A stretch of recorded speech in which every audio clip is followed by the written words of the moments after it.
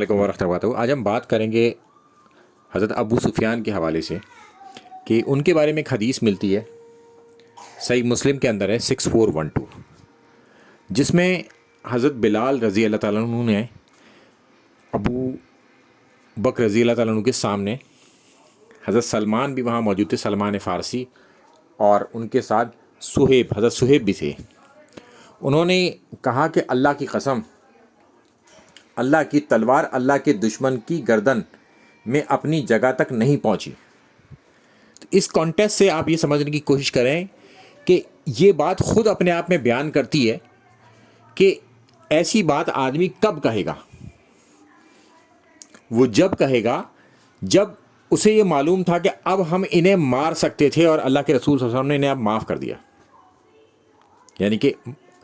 ابو سفیان کے اسلام قبول کرنے کے بعد، یعنی کہ اب تلوار وہاں تک نہیں پہنچی اللہ کے دشمن کی گردن تک، یعنی کہ اب اس نے اسلام قبول کر لیا، اب تک تو یہ ہمارے خلاف جنگیں کرتا چلا آ رہا تھا۔ یہ کانٹیکسٹ خود بتاتا ہے کہ یہ واقعہ تب کا ہے جب ابو سفیان نے اسلام قبول کر لیا تھا۔ ناس بھی اکثر ایک کوشش کرتے ہیں کسی طریقے سے یہ بات ثابت کر دی جائے کہ ابو سفیان کا یہ واقعہ جو ہے یہ ابو سفیان کے اسلام لانے سے پہلے کا ہے، ہجرت سے پہلے کا ہے۔ اس میں حضرت سلمان فارسی موجود ہیں جو ہجرت کے بعد اسلام لائے تھے مدینہ کے اندر، جب یترب نام تھا اس جگہ کا اور بعد میں پھر مدینہ ہوا۔ تو اس حوالے سے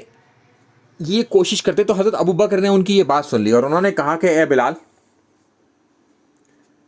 حضرت بلال رضی اللہ عنہ کو ایڈریس کرتے ہوئے، کہ تم قریش کے سردار اور شیخ کے بارے میں ایسی بات کرتے ہو، یعنی کہ یہ تو قریش کا سردار ہے، اس کے بارے میں تم ایسی بات کرتے ہو۔ اور یہ بات انہوں نے اللہ کے رسول صلی اللہ علیہ وسلم سے شکایت کے طور پر لگا دی حضرت بلال کی۔ تو اللہ کے رسول صلی اللہ علیہ وسلم نے فرمایا کہ ابو بکر، شاید تم نے ان کو ناراض کر دیا، اگر تم نے ان کو ناراض کر دیا تو اپنے رب کو ناراض کر دیا، یعنی کہ یہ سابقون اور اولون ہیں، ان کے دل دگے اس بات سے تمہاری۔ اب ناسبک چاہتے ہیں کہ اس میں حضرت ابو بکر کی قربانی لے لی جائے ابو سفیان کو بچانے کے لیے، کہ وہ یہ ثابت کرنا چاہتے ہیں کہ حضرت ابو بکر جو ہے کفار کے لیے سافٹ تھے، لہٰذا اگر کوئی کفار کے خلاف کوئی بات کرتا تھا تو حضرت ابو بکر اس کی شکایت اللہ کے رسول صلی اللہ علیہ وسلم سے جا کے لگاتے تھے۔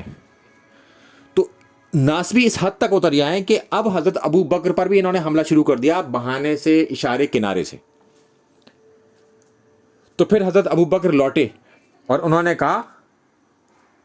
کہ میرے بھائیوں، کیا میں نے تمہیں ناراض کر دیا؟ تو انہوں نے کہا نہیں، ہم آپ سے ناراض نہیں ہیں، اللہ آپ کو بخش دے، یعنی کہ اللہ آپ کی مغفرت کر دے۔ اب آپ کو پتہ چل جائے گا، حضرت سلمان فارسی کا یہ میں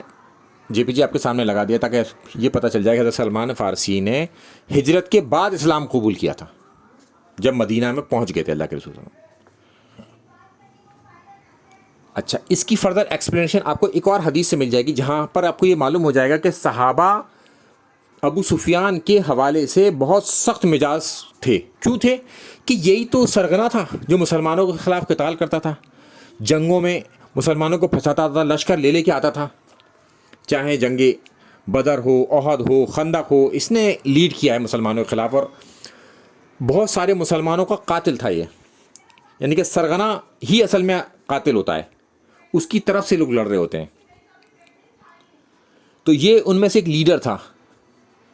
حتیٰ کہ جنگ بدر میں ابو جہل کی لیڈنگ میں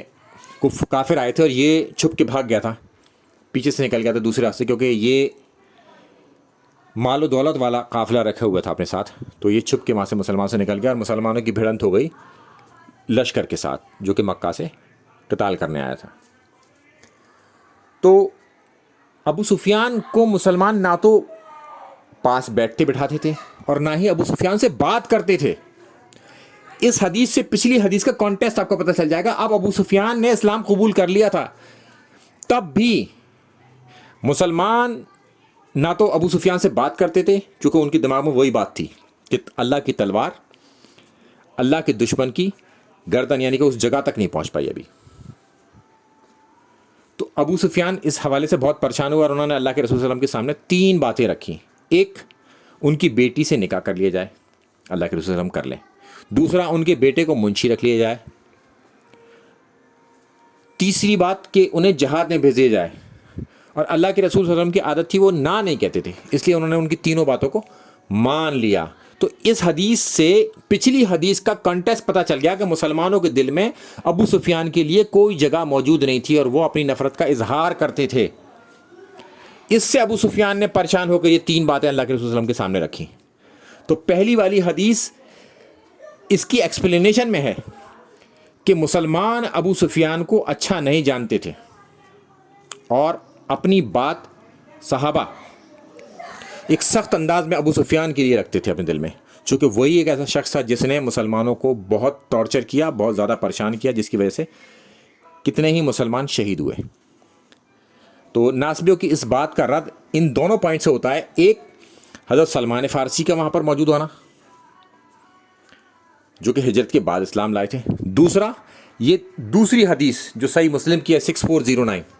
جس سے آپ کو پتہ چل جائے گا مسلمانوں کے دل میں کوئی حیثیت نہیں تھی ابو سفیان کی۔ السلام علیکم ورحمۃ اللہ وبرکاتہ۔